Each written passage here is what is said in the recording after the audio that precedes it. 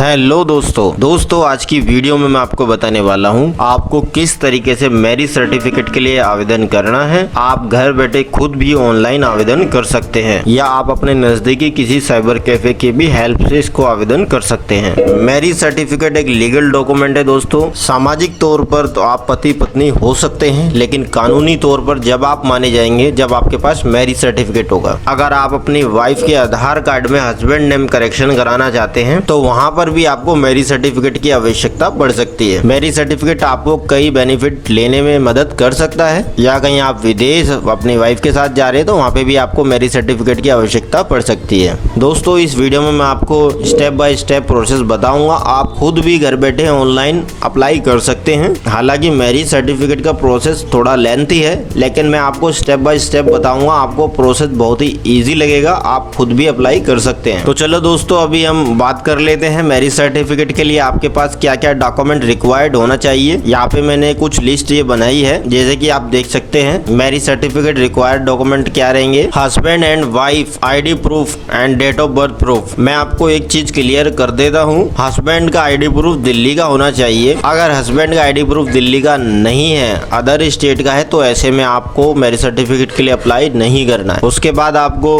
Affidavit की आवश्यकता पड़ती है। आप किसी भी अपने नजदीकी नोटरी पब्लिक जहाँ पे एफिडेविट बनाए जाते हैं उनके पास जाके एफिडेविट बनवा सकते हैं, या आप एफिडेविट फॉर्मेट को डाउनलोड करके सेल्फ सिग्नेचर करके भी अपलोड कर सकते हैं। दोस्तों कुछ व्यूअर का ये सवाल रहता है, जो एफिडेविट बनाया जाना है क्या उस पर हस्बैंड और वाइफ का पासपोर्ट साइज फोटो या मैरिज का फोटो पेस्ट करना है, बनवाते समय अटेस्टेड करवाना है? अगर आप करवा लेते हैं ठीक है, नहीं करवाते तो कोई बात। और आपके पास होना चाहिए शादी का कार्ड, हस्बैंड वाइफ की पासपोर्ट साइज फोटो, स्टेज की फोटो होनी चाहिए हस्बैंड वाइफ की साथ में, जयमाला की, चाहे साथ में खड़े होकर। और उसके बाद है एड्रेस प्रूफ और 2 विटनेस। अब आप ये समझ लीजिए, मैं आपको बता देता हूँ, यहाँ पे कंफ्यूजन होती है। 2 witness in case Hindu marriage act, 3 witness in special marriage act. कहने का मतलब है अगर हिंदू मैरिज एक्ट के अंतर्गत आपकी मैरिज जाती है तो आपको इस केस में 2 विटनेस की आवश्यकता पड़ेगी। विटनेस कौन हो सकते हैं? आपके नेबर हो सकते हैं, आपके रिलेटिव हो सकते हैं, आपके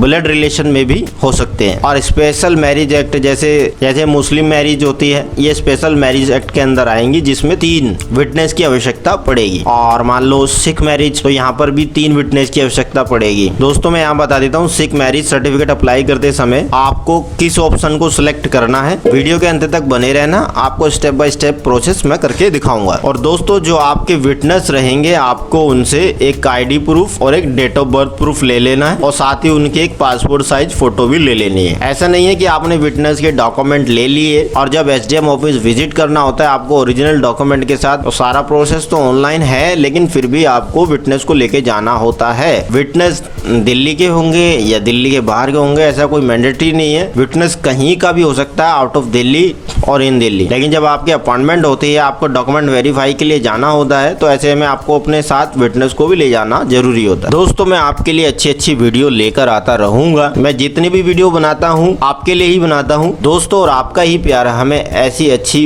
वीडियो बनाने के लिए मोटिवेट करता है। आने वाली वीडियो में मैं आपको बताऊंगा कैसे आपको राशन कार्ड अप्लाई करना है, कैसे घर बैठे इनकम सर्टिफिकेट के लिए आप अप्लाई कर सकते हैं, ओबीसी एससी। दोस्तों मैं उम्मीद करता हूँ इस वीडियो के माध्यम से आपका प्यार हमारे साथ बना रहेगा और हम आपके लिए ऐसे ही इंफॉर्मेटिव और अच्छी वीडियो लेकर आते रहेंगे। तो चलिए दोस्तों वीडियो को स्टार्ट करते हैं। दोस्तों अब आपको मैं ऑनलाइन आवेदन करने का पूरा प्रोसेस बता देता हूं। प्रोसेस दोस्तों बहुत ही इजी है। अगर आप वीडियो को पूरा देखते हैं तो आपको किसी भी प्रॉब्लम को फेस आउट नहीं करना पड़ेगा। अगर आप सिटीजन लॉगिन के थ्रू अप्लाई कर रहे हैं तो आपको यहाँ पे आना है। यहाँ पे मेरा माउस कर्सर है, यहाँ पे लिखा है लॉगिन एंड रजिस्टर। अगर आप फर्स्ट टाइम अप्लाई कर रहे हैं, आपने कभी ई डिस्ट्रिक्ट पोर्टल पे अपनी आईडी वो नहीं बनाया है, तो आपको रजिस्टर यहाँ से कर लेना है। और आपका ऑलरेडी आईडी बना हुआ है तो आपको यहाँ से लॉगिन भी कर लेना है। यहाँ पर मैंने क्लिक किया, अब हम यहाँ पे आ गए हैं। अगर आप सिटीजन लॉगिन के थ्रू अप्लाई कर रहे हैं, यहाँ पे अपना यूजर नेम और यहाँ पर अपना पासवर्ड डाल के आप लॉगिन कर लेंगे। जब आप दोस्तों आईडी को लॉगिन कर लेते हैं, आपको यहाँ पे आना है अप्लाई ऑनलाइन पे, अप्लाई फॉर सर्विसेज। और दोस्तों यहाँ पे 6 नंबर पे दिया हुआ है रजिस्ट्रेशन ऑफ मैरिज। इसका बनने का कार्यकाल लगभग 21 दिन का यहाँ पे दिया हुआ है, तो आपको यहाँ पे अप्लाई ऑनलाइन के आगे क्लिक करना है। उसके बाद दोस्तों आपको कुछ इस तरीके का इंटरफेस देखने को मिलेगा। तो ये मैं आपको दिखा रहा हूँ, सिटीजन लॉगिन के थ्रू आपको कुछ इस तरीके का ऑप्शन देखने को मिलते हैं। मैं मोबाइल से एक लॉगिन से आपको करके दिखाता हूँ। आईडी को लॉगिन करने के लिए यहाँ पे आ जाता हूँ। आईडी पासवर्ड डालने के बाद अब आप देख सकते हैं जैसे कि दिल्ली डोर स्टेप सर्विस के अंतर्गत क्या क्या सर्विसेज होती हैं, कुछ इस तरीके से। मैं यहाँ पे रजिस्ट्रेशन मैरिज के आगे क्लिक करता हूँ।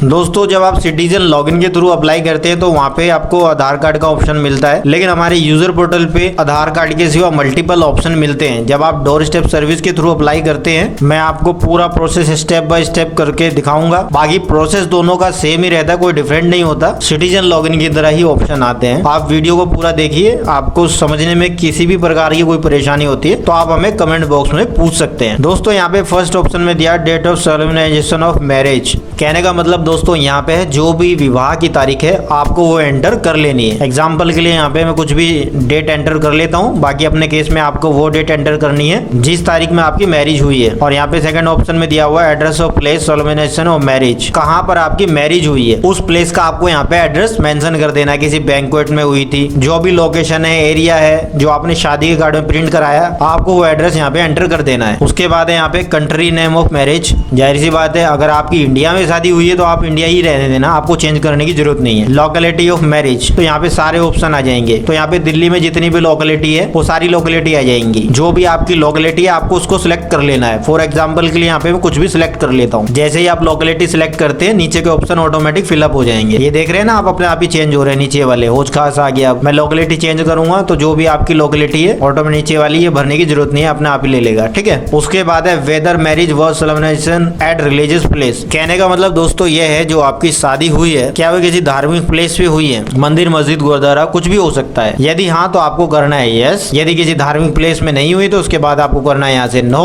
ये जो भी इन्फॉर्मेशन है मैंने ओरल डाली है। दोस्तों मैं आपको एक बात बता देना चाहता हूँ, यदि आप दिल्ली डोर स्टेप सर्विस 1076 के थ्रू आवेदन करते हैं, जब आप सिटीजन लॉगिन से अप्लाई करते हैं तो वहाँ पे आधार का एक ऑप्शन आता है, लेकिन गवर्नमेंट पोर्टल के थ्रू आपको Aadhaar card, PAN card, driving licence, voter ID, multiple option मिल जाते हैं। हो सकता है आपने कभी अपने आधार में कुछ अपडेशन करा लिया जिस कारण से आपका प्रोसेस आगे नहीं जा रहा है, या कुछ आधार में एरर होने की वजह से आप इसको आवेदन नहीं कर पा रहे हैं, तो अन्य डॉक्यूमेंट के थ्रू भी आप इसको अप्लाई कर सकते हैं। अब यहाँ पे लिखा है detail of grooms and bride. ठीक है दोस्तों, ये जो लेफ्ट वाला पोर्शन रहेगा यहाँ पे हस्बैंड की इन्फॉर्मेशन को फिलअप किया जाएगा, और जो राइट वाला होगा ना यहाँ पे ब्राइड की इन्फॉर्मेशन को फिलअप किया जाएगा। जैसे कि आप देख सकते हैं यहाँ पे लिखा है ग्रूम, दूल्हा, ब्राइड, दुल्हन। ठीक है, यहाँ पे कोई कंफ्यूजन नहीं होनी चाहिए। यहाँ पे नेम, जो भी हस्बैंड का नेम है आपको यहाँ पे टाइप कर देना है, जो भी ग्रूम का नाम है। और उसके बाद है फादर नेम, जो भी हस्बैंड के फादर का नाम रहेगा आपको यहाँ पे एंटर कर देना है। और उसके बाद दोस्तों यहाँ पे ऑप्शन है मदर नेम, जो भी लड़के की माता का नाम रहेगा यहाँ पे उसको एंटर कर देना है। और यहाँ पे डेट ऑफ बर्थ, जो भी आपके डॉक्यूमेंट में डेट ऑफ बर्थ है वो आपको एंटर कर देनी है। यहाँ पे ब्राइड का नाम आएगा, लड़की का नाम आएगा, दुल्हन का नाम आएगा। उसके बाद नीचे वाले ऑप्शन में लड़की के पिताजी का नाम, ससुर का नाम नहीं, उनके फादर का नेम। ठीक है, फादर इन लोग का नहीं, फादर का नेम। और उसके बाद माता का नाम, मदर का नेम, लड़की की माता जी का नाम आएगा। ठीक है। और उसके बाद जो भी उनके डॉक्यूमेंट पे डेट ऑफ बर्थ है आपको डेट ऑफ बर्थ एंटर कर देनी है। उसके बाद हम नीचे वाले पोर्शन पे आ जाते हैं। यहाँ पे लिखा हुआ है address of permanent residence before marriage. कहने का मतलब दोस्तों यहाँ पर यह है विवाह से पहले दोनों का क्या एड्रेस था। जैसे कि मैं आपको पहले ही बता चुका हूँ, लेफ्ट हैंड में जो भी जानकारी भरी जाएगी लड़के की जानकारी रहेगी, और राइट साइड में लड़की की इन्फॉर्मेशन भरी जाएगी। यानी शादी से पहले जो उनका एड्रेस था आपको वहाँ पे एड्रेस फिलअप कर देना है। मकान नंबर, कोई गली नंबर है तो गली नंबर वगैरह भी लिख देना है। ठीक है, क्या उनकी लोकेलिटी थी,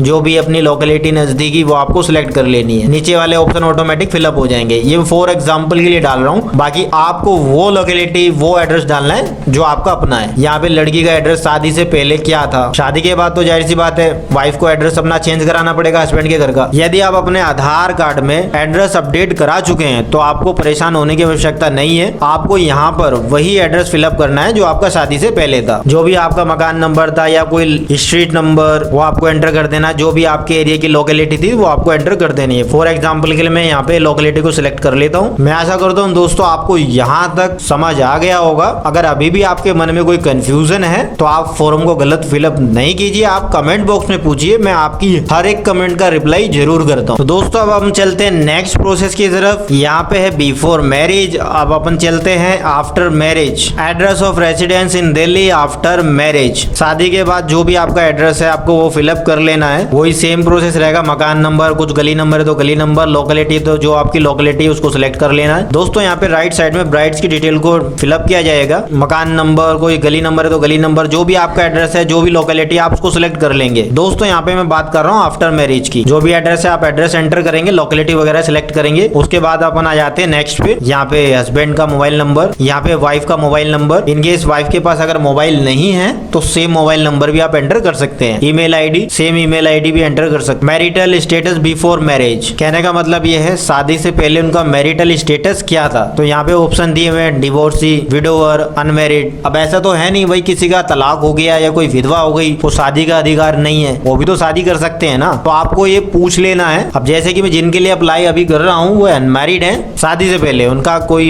तलाक या विडोवर नहीं थे, फर्स्ट टाइम मैरिज है तो अनमैरिड में क्लिक करूंगा। ठीक है, यहाँ पे वाइफ की डिटेल डालेंगे जैसे मैंने आपको बताया था। ठीक है, यहाँ पे अनमैरिड, नेशनलिटी दोनों की इंडियन है और रिलीजन मैं कर लेता हूँ यहाँ पे हिंदू, यहाँ पे रिलीजन में हिंदू। दोस्तों यहाँ पे मैं आपको एक बात को क्लियर कर देना चाहता हूँ, आपको कंफ्यूजन नहीं होनी चाहिए। हिंदू मैरिज एक्ट के अंदर 2 विटनेस की आवश्यकता होती है। जैसे कि मैंने आपको पहले ही बताया था 2 विटनेस की आवश्यकता होती है। 2 विटनेस जो भी आप अपने डॉक्यूमेंट लगाएंगे, जैसे कि आप अपना आधार पैन कार्ड लगा रहे हैं, आधार वोटर कार्ड लगा रहे हैं, तो विटनेस का भी आपको वही डॉक्यूमेंट लेना है। ठीक है, हिंदू मैरिज एक्ट के अंदर 2 विटनेस आपको चाहिए और स्पेशल मैरिज एक्ट के अंदर आपको 3 विटनेस की आवश्यकता हो। दोस्तों मेरे एक व्यूअर ने मुझसे पूछा था कि सर आनंद मैरिज एक्ट के लिए कैसे अप्लाई करें। तो आनंद मैरिज एक्ट के लिए अप्लाई करने के लिए कोई अलग प्रोसेस नहीं होता है, प्रोसेस सेम ही रहता है। जैसे कि मैंने यहाँ पे हिंदू मैरिज एक्ट पहले सिलेक्ट किया था तो मेरे को हिंदू मैरिज एक्ट ना करके, जैसे कि आप सिख समुदाय से तो आपको सिख पे क्लिक कर देना है। ठीक है, और यहाँ पे भी सिख पे क्लिक कर लेना है। उसके बाद जब आप यहाँ पे क्लिक करते हैं ना तो ये आनंद मैरिज एक्ट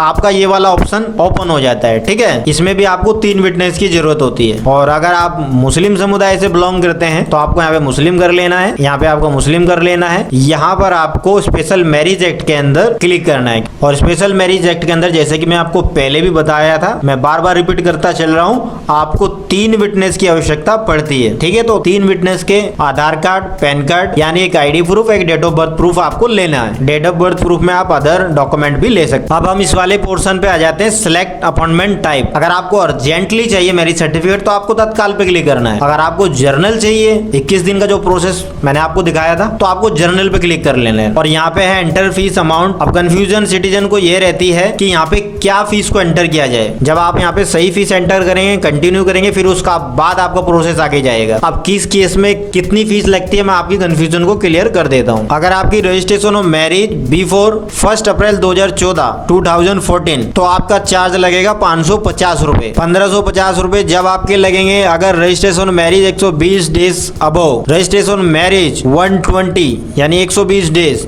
तब आपके लगेंगे 1050 रुपए। रजिस्ट्रेशन ऑफ मैरिज 60 डेज तब आपके लगेंगे 550 रुपए। आपको इसमें कंफ्यूजन नहीं होना है, आपको क्या फीस एंटर करनी है मैं आपको सिंपल लैंग्वेज में बता देता हूँ। आप सबसे पहले 550 रुपए यहाँ पे एंटर कीजिए, 550 रुपए कंटिन्यू कीजिए। प्रोसेस आगे जाता है तो ठीक है, नहीं जाता तो 1550 रुपए को एंटर कीजिए। प्रोसेस अगर नहीं जाता है आगे तो आप 1050 रुपए को एंटर कीजिए। जैसे ही आप कंटिन्यू करते हैं तो आपका प्रोसेस आगे चला जाएगा। दोस्तों जैसे ही आपने प्रोसेस को कंटिन्यू किया, अब आपको कुछ इस तरीके का इंटरफेस देखने को मिलेगा। यहाँ पर आपसे 2 विटनेस की डिटेल को मांगा जा रहा है। क्यों मांगा जा रहा है? क्योंकि मैंने स्पेशल मैरिज एक्ट के अंदर अप्लाई नहीं किया, तो इसलिए यहाँ पे 2 विटनेस को मांगा जा रहा है, क्योंकि मैंने हिंदू मैरिज एक्ट के थ्रू उसको अप्लाई किया है। यहाँ पे एंटर विटनेस 1 डिटेल्स और यहाँ पे विटनेस 2 डिटेल। जो आपके 2 विटनेस है उनकी डिटेल को यहाँ पे एंटर कर लेना है।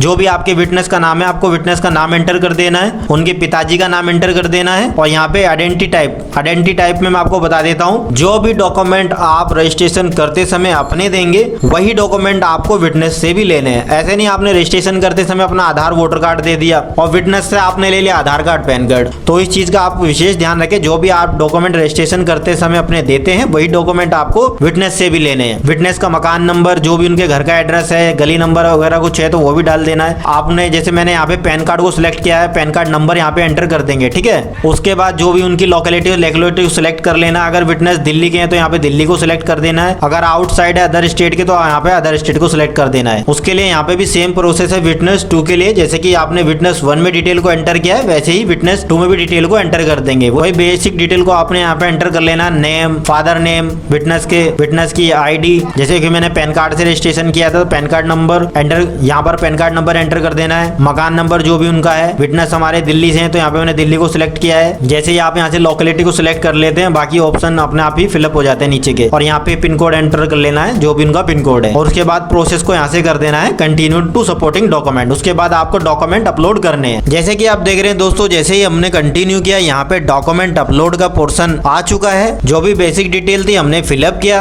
अब यहाँ से हमको डॉक्यूमेंट अपलोड करने हैं। यहाँ पे दिया हुआ list of supporting document for husband groom. तो यहाँ से जो भी हस्बैंड के डॉक्यूमेंट है उन्हीं को अपलोड किया जाना है। नंबर 1 में मांग रहा है ये एफिडेविट। नंबर 1 में यहाँ पे हमें एफिडेविट को अपलोड करना है। एफिडेविट जो भी आपने नोटरी पब्लिक वाले से बनवाया था। व्यूअर के मन में एक कंफ्यूजन रहती है, जो भी हम एफिडेविट बनवाते हैं क्या उस पे हस्बैंड वाइफ का फोटो लगा होना चाहिए। आप लगवाना चाहें तो लगवा सकते हैं, ना भी लगवाएं तो कोई इशू वाली बात। अगर आपके डिवीजन में रिक्वायर्ड है तो आप लगवा सकते हैं। उसके बाद सेकंड ऑप्शन में मांगा गया है डेट ऑफ बर्थ का प्रूफ, उसके बाद आइडेंटिटी प्रूफ, उसके बाद यहाँ पे रेसिडेंस प्रूफ। ये सभी डॉक्यूमेंट आपको 200 KB के अंडर रखने हैं। उसके बाद यहाँ पे ऑप्शन दिया हुआ list of supported document for wife bride. जो भी डॉक्यूमेंट यहाँ से अपलोड किए जाएंगे। और यहाँ पे ऑप्शन है list of supporting document for husband group. जैसे कि आप कोई शादी का कार्ड लगाना चाहते हैं या कोई अन्य सपोर्टिंग डॉक्यूमेंट लगाना चाहते हैं तो आप यहाँ से लगा सकते हैं। कुछ व्यूअर के मन में कंफ्यूजन रहती है कि यहाँ पर क्या नेम ऑफ डिपार्टमेंट में हम यहाँ पे फिलअप करें। जैसे कि आपने ये एफिडेविट नोटरी पब्लिक से बनवाया तो आप यहाँ पे नोटरी पब्लिक भी लिख सकते हैं। उसके बाद कुछ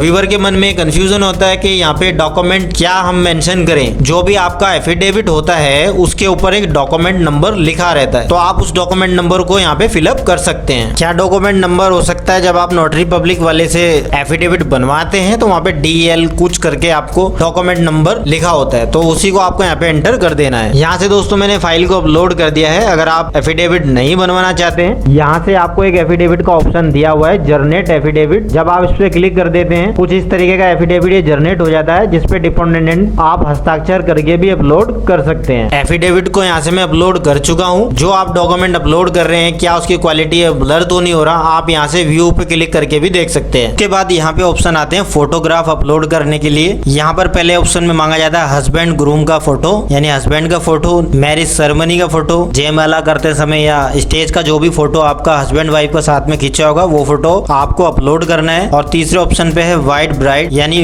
जो भी आपकी वाइफ है उनका यहाँ पे फोटो अपलोड होगा पासपोर्ट साइज। चौथे पांचवे ऑप्शन पे है विटनेस का फोटो, जो भी 2 आपके विटनेस है उन विटनेस का एक पासपोर्ट साइज फोटो अपलोड करना है। तो जैसे ही आप सभी डॉक्यूमेंट को अपलोड करते हैं, विटनेस का, हस्बैंड का, गुरुम का, सभी पासपोर्ट साइज फोटो अपलोड कर देते हैं, उसके बाद आपको एक बारी डिटेल को वेरीफाई कर लेना है। आपके द्वारा भरी गई किसी डिटेल में किसी प्रकार की गलती तो नहीं हो रही है। जैसे ही आप डिटेल को वेरीफाई करते हैं, उसके बाद आप कंटिन्यू प्रोसेस करते हैं, आपको यहाँ पे ऑप्शन मिल जाता है गो अपॉइंटमेंट। उसके बाद यहाँ से आपको करना है ओके। जैसे ही अपॉइंटमेंट के लिए आप ओके करते हैं, यहाँ पे स्लॉट अवेलेबल, जो भी स्लॉट अवेलेबल है यहाँ पे आपको शो हो जाएगी। जो भी स्लॉट अवेलेबल है आपको उसके आगे क्लिक कर देना है और उसके बाद आपको करना है फाइनल सबमिट। जैसे ही दोस्तों आप फाइनल सबमिट करते हैं, उसके बाद आपको स्लिप जनरेट हो जाती है। जब आपकी स्लिप जनरेट हो जाती है, आपको उस स्लिप को प्रिंट कर लेना है। स्लिप प्रिंट करने के बाद जो भी आपके ओरिजिनल डॉक्यूमेंट रहते हैं, आपको अपने सभी ओरिजिनल डॉक्यूमेंट लेकर आपने जो भी अपॉइंटमेंट टाइम को बुक किया है उसी समय पर आपको अपना SDM नजदीकी SDM ऑफिस जाना होता है। साथ ही आपने जिन भी विटनेस के डॉक्यूमेंट अपलोड किए हैं उन विटनेस को भी लेकर आपको SDM ऑफिस जाना होता है, जहां पर आपसे SDM सर द्वारा कुछ कॉमन क्वेश्चन किए जाते हैं। आपका लाइव फोटोग्राफ होता है और आपसे सिग्नेचर भी कराए जाते हैं और आपके विटनेस की भी गवाही होती है। जब आप इस पूरे प्रोसेस को फॉलो कर देते हैं 21 दिनों का, जैसे कि पोर्टल पे आपको दिख रहा था, उसके बाद आपको 21 दिन तक का वेट कर लेना है। उस बीच में आपका सर्टिफिकेट इशू हो जाता है। मैं आशा करता हूं दोस्तों मेरे द्वारा दी गई जानकारी आपको सही लगी होगी। अगर अभी भी आपके मन में कोई सवाल है तो आप हमें कमेंट बॉक्स में पूछ सकते हैं। और बस आज की वीडियो में इतना ही। धन्यवाद।